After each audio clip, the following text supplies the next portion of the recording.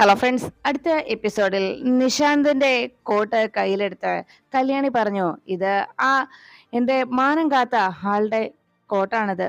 എന്ത് പറഞ്ഞാലും അയാളുടെ ഒരു സ്മാർട്ട്നെസ് അത് പറയാതിരിക്കാൻ വയ്യ എന്നൊക്കെ മഹിയുടെ മുന്നിൽ വെച്ച് മഹിയെ കുറുമ്പ് കൊള്ളിക്കാനായി കല്യാണി ഓരോന്നും പറയുമ്പോ ഇതെല്ലാം കേട്ട് കലിയിളകുന്ന മഹി കല്യാണ കയ്യിൽ നിന്ന് ആ കോട്ട് പിടിച്ചു വാങ്ങിക്കുകയും അത് നശിപ്പിച്ച് കളയാനായി ശ്രമിക്കുന്നു. ഒടുവിൽ കല്യാണി ഒരു വിധത്തിൽ മഹിയുടെ കയ്യിൽ നിന്ന് ആ കോട്ട് പിടിച്ചു വാങ്ങി അവിടെ നിന്ന് പോകുന്നു.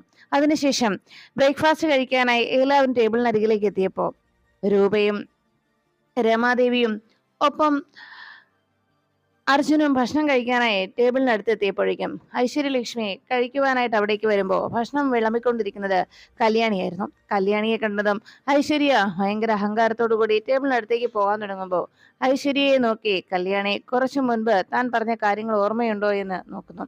തന്റെ കയ്യിലുള്ള എവിഡൻസ് രമാദേവിയെ കാണിക്കുമെന്നും മര്യാദയ്ക്ക് അമ്മയോട് പരസ്യമായി മാപ്പ് പറയാൻ തയ്യാറായിക്കൊള്ളണമെന്നുള്ള കല്യാണിയുടെ ഭീഷണി ഓർത്തുകൊണ്ട് ഐശ്വര്യ ഞെട്ടലോടെ കല്യാണിയെ നോക്കി.